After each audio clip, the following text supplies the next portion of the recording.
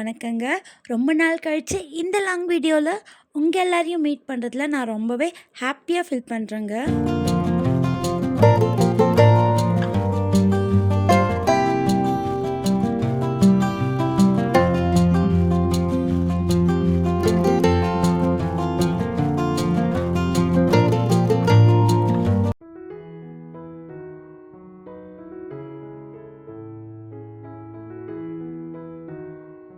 Last month கண்டினியூவா 3 days பாப்பாக்கும் ஹஸ்பண்ட்க்கும் leave இருந்ததால நாங்கள் எல்லாரும் ஃபேமிலியாக கிளம்பி குலதெய்வ கோயிலுக்கு தான் போகலான்னு பிளான் பண்ணியிருந்தோம்.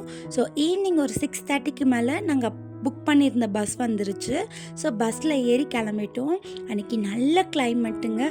ஸோ சூப்பராக மழை பெஞ்சிட்டு இருந்தது. அதை ரசிச்சுட்டே எங்களோட ட்ராவல் வந்து ஸ்டார்ட் ஆயிடுச்சு. திக்கற்றவர்களுக்கு தெய்வம் தான் துணை சொல்லுவாங்க. குறிப்பாக நம்மளுக்கு எந்த ஒரு நெகட்டிவான விஷயம் நடக்கிறதுக்கு முன்னாடி நம்முடைய குலதெய்வதை அதை காட்டிடும் முன்கூட்டியேன்னு சொல்லுவாங்க. ஸோ அந்த மாதிரி தான் எங்களுக்கு ஒரு இன்சிடெண்ட் நடந்தது. ஸோ எந்த பஸ்ஸும் ப்ரீ பிளான்டாக புக் பண்ணாமல் கிடைச்ச பஸ்ஸில் நாங்கள் எல்லோரும் கிளம்பி குலதெய்வ கோவிலுக்கு தான் போயிருந்தோம். திருவண்ணாமலைக்கு வந்த உடனே பார்த்திங்கன்னா ஒரு பாட்டு எனக்கு காதுக்குள்ளே கேட்டுகிட்டே இருக்கும். அது என்ன சாங்குனா, சொர்க்கமே என்றாலும் அது நம்மூரை போல வரும். சின்ன வயசுலேருந்தே திருவண்ணாமலைனா எனக்கு ரொம்பவே பிடிக்கும். ரேண்டமாக தான் திருவண்ணாமலைக்கு போயிருக்கேன். ஆனால் கல்யாணம் ஆகி வந்து அங்கே ஒரு வருஷம் இருந்ததால் பார்த்திங்கன்னா எனக்கு அந்த ஊர் ரொம்பவே பிடிக்க ஆரம்பிச்சிருச்சு. முக்கியமாக நம்மளோட அண்ணாமலையார், அவர் இல்லைன்னா நான் இங்கே இல்லை. ஒரு 5 hours பக்கம் ட்ராவல்லாம் முடிச்சுட்டு நைட்டு நல்லா தூங்கி ரெஸ்ட் எடுத்துட்டு நெக்ஸ்ட் டே மார்னிங் நாங்கள் எல்லோரும் சூப்பராக ரெடியாகி குலதெய்வ கோவிலுக்கு கிளம்பிட்டோம். காலையில் டிஃபன்லாம் சாப்பிட்டு முடிச்சுட்டு தாங்க நாங்கள் கோவிலுக்கு கிளம்பி போயிருந்தோம். மதியம் லஞ்சுக்கெலாம் எந்த ப்ரிப்ரேஷனும் கிடையாது. அங்கே போயிட்டு என்ன நடக்கும், எவ்வளோ கூட்டம்னு எதுவுமே எங்களுக்கு ஒரு கெஸ்ஸிங்கே இல்லை. அப்படியே ஒரு கோ வித் ஃப்ளோவில் தான் எங்களோட ட்ராவல் வந்து ஸ்டார்ட் ஆச்சு. எங்களோட ஃபேஸை பார்த்தாலே தெரியும் நாங்கள் எந்த அளவுக்கு டயர்டாக இருக்கோன்னு. ஆனாலும் உள்ளுக்குள்ளே ரொம்ப சந்தோஷங்க. அம்மனை பார்க்க போகிறோன்னு ஒரு பெரிய எக்ஸைட்மெண்ட் அண்ட் குழந்தையும் கூட்டிட்டு போகிறதுனால அங்கே விட்டுருவாங்கன்னு ஒரு பெரிய நம்பிக்கையோடு தான் போயிட்டு இருந்தோம்.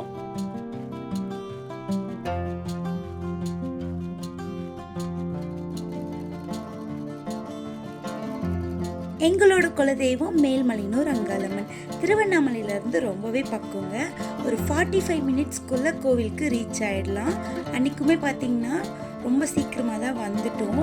இருந்தாலும் பார்த்திங்கன்னா கோவில் உள்ள செம்ம கூட்டம். உங்களுக்கு பார்த்தாலே தெரியும் எந்த அளவுக்கு கூட்டம் இருக்குன்னு. தெரிஞ்சவங்க கூட இருந்ததால் எப்படியோ ஒரு பெரிய நம்பிக்கை, சாமியை சீக்கிரம் பார்த்துருவோன்னு ரொம்ப ஈகராக வெயிட் பண்ணிட்டு இருந்தோம். அதில் தான் ஒரு பெரிய ட்விஸ்ட் நடந்தது. ஸோ வீடியோவை ஸ்கிப் பண்ணாமல் முழுசாக பாருங்கள். தொடர்ந்து 3 நாளாக லீவ் இருந்ததால் பார்த்தீங்கன்னா அம்பாள் தரிசனத்துக்கு பக்தர்கள் கூட்டம் அதிகமாக இருந்தது. குறிப்பாக 100 ரூபாய் டிக்கெட்டுன்னு ஒரு வரிசை பார்த்தேங்க. அது கோவில் ஸ்டார்ட் ஆகிறதுலேருந்து அம்பாலை தரிசனம் பண்ணுற வரைக்கும் கூட்டம் இருக்குது. ஸோ அது உள்ளெல்லாம் போடணும்னு பார்த்திங்கன்னா ஒரு நாள் ஃபுல்லாக ஆகிடும். அதுவும் அப்புன் குட்டியெல்லாம் வச்சுன்னு ஃபீட் பண்ணுறது, அப்புறம் அவனுக்கு சாப்பாடு கொடுக்கறதுலாம் ரொம்ப கடினமாயிடும்ன்ட்டு அதை வந்து ஸ்கிப் பண்ணிட்டோம். சரி, கொஞ்சம் கூட்டம் குறைஞ்ச அப்புறம் அம்பாலை தரிசனம் பண்ணலான்னு கோவிலேருந்து வெளியே வந்துட்டோம். ஸோ அங்கே வந்துட்டு தம்பிக்கு ஃபீட் பண்ணுறது, அப்புறம் எதனா வாங்கி சாப்பிட்றதுன்னு சொல்லிட்டு அப்படியே டைம் பாஸ் பண்ணிட்டு தான் அன்றைக்கி ஒரு 2 hours கிட்ட வெயிட் பண்ணிட்டு இருந்தோம். அங்கேயே பார்த்திங்கன்னா குட்டி பையனும் தூங்க ஆரம்பிச்சிட்டான். ஸோ அவனுங்க தூங்குற வரைக்கும் வெளியவே வச்சுட்டு இருந்தோம். ஏன்னா உள்ளே ரொம்ப ரஷ்ஷுங்க, உட்காரவே முடியல, அந்த அளவுக்கு கூட்டமாக இருந்துச்சு. என்னோட இந்த காட்டன் சாரியை பற்றி சொல்லியே ஆகணுங்க. நான் இந்த சாரியை செகண்ட் டைமாக கட்டிட்டு போயிருந்தேன். ஸோ ரொம்பவே கம்ஃபர்டபுளாக இருந்தது. ரொம்ப லைட் வெயிட்டாக, சாரீ கட்டியிருக்க ஃபீலே இல்லை. ஸோ அந்த அளவுக்கு அப்பன் குட்டியை மேனேஜ் பண்ணுறது, ஃபீட் பண்ணுறதுன்னு எல்லாத்துக்கும் ரொம்ப ஈஸி அண்ட் கம்ஃபர்டபுளாக இருந்துச்சு. 2 ஹவர்ஸ்க்கு மேலே வெயிட் பண்ணியும் பார்த்திங்கன்னா அங்கே கூட்டம் குறையவே இல்லைங்க. ஸோ நம்ம இப்போ போனால் சாமியை பார்க்கவும் முடியாது, தம்பியை நெசிக்கிடுவாங்கன்னு சொல்லிட்டு நாங்கள் அங்கேயே வெயிட் பண்ணியிருந்தோம். குட்டி பையனும் பார்த்திங்கன்னா நல்லா தூங்கிட்டு இருந்தான். அதுக்குள்ளே நக்ஷத்ராக்கு சாமி எப்போமா பார்ப்போம், வாமா வீட்டுக்கே போயிடலான்ட்டு அவள் வீட்டுக்கு கூப்பிட்டுட்டு இருந்தா. அப்புக்குட்டி எழுந்துட்டு அப்புறம் நம்ம போய் சாமி பார்க்கலாமான்னு சொல்லிட்டு அவகிட்ட சொல்லிட்டு இருந்தேன்.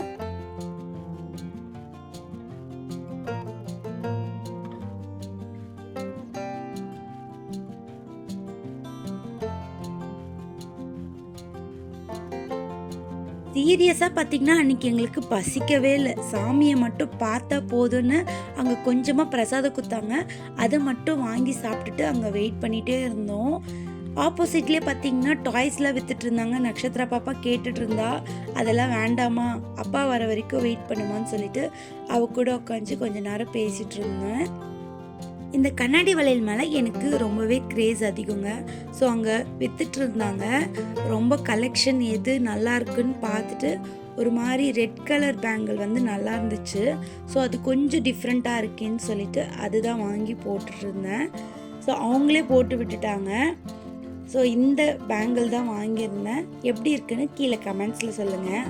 யூஸ்வலாகவே நான் ஒரு மாதிரி ஸ்ட்ராங்காக ஒரு பச்சை கலரில் கண்ணாடி வளையல் வரும், இங்கே கூட இருக்குது பாருங்கள், அந்த வளையல் தான் நான் எப்போவுமே போடுவேன்.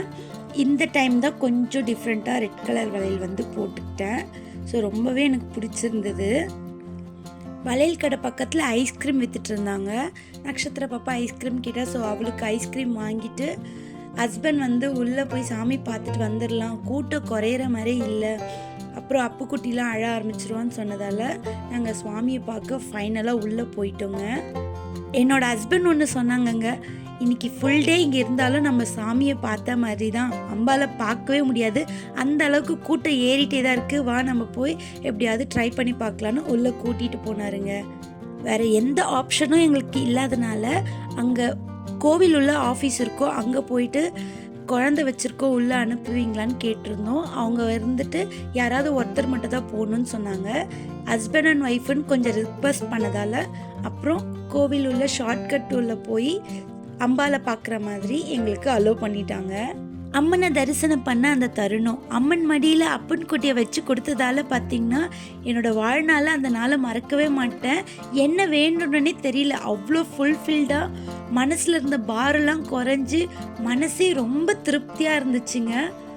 அன்றைக்கி காலையில் சாப்பிட்டது தான், வெறும் டீயோடு தான் இருந்தோம். அந்த டயர்ட்லாம் கொஞ்சம் கூட இல்லாமல் அம்மனை பார்த்த உடனே அவ்வளோ சந்தோஷம், அவ்வளோ ஆனந்தம், அவ்வளோ ஒரு மன அமைதி, நிம்மதி எல்லாமே கிடைச்சிது. ஸோ அதே சந்தோஷத்தோடு கொஞ்ச நேரம் அங்கேயே உட்காந்துட்டோங்க. என்னோடய குலதெய்வ அம்மன் கிட்ட நான் செகண்ட் ப்ரெக்னன்சி ஸ்டார்ட் ஆனோடனே சொல்லிட்டேன், நான் குழந்தையோடு தான் வந்து நான் உங்களை பார்ப்பேம்மான்னு சொல்லிட்டு. ஸோ அதே மாதிரியே போய் அப்பன் குட்டியோட நம்ம அம்மனை தரிசிச்சுட்டு வந்தாச்சு. வெளியே நின்று ஒரு ஃபோட்டோஸ் வீடியோஸ்லாம் எடுத்துகிட்டு கொஞ்ச நேரம் அங்கேயே வெயிட் பண்ணி பார்த்துட்டு, ரொம்ப வெயில் வேறு நிற்கவே முடியலங்க. ஈவினிங்கே ஆயிடுச்சு நாங்கள் வீட்டுக்கு ரிட்டர்ன் ஆகிறதுக்கு. நான் அப்பன் குட்டியோடு தான் வந்து உங்களை பார்க்கணுமான்னு சொல்லி அம்மன் கிட்ட வேண்டுதல் வச்சுருந்தேன். அதே மாதிரியே அம்மன் நடத்தி கொடுத்ததால ரொம்ப சந்தோஷத்தோடு தான் கோவிலேருந்து கிளம்புனேன். ரொம்ப நாள் கழித்து இந்த ஒரு பாசிட்டிவான ஒரு விலாகோட இந்த வீடியோவை கம்ப்ளீட் பண்ணிக்கிறேன். உங்கள் எல்லாருக்கும் இந்த வீடியோ பிடிச்சிருக்கும்னு நினைக்கிறேன். வீடியோ பிடிச்சிருந்தா லைக் பண்ணுங்கள். கண்டிப்பாக வந்து இன்னும் என்னோடய சேனலை சப்ஸ்கிரைப் பண்ணாதவங்க சப்ஸ்கிரைப் பண்ணிவிட்டு பாருங்கள். பாய்.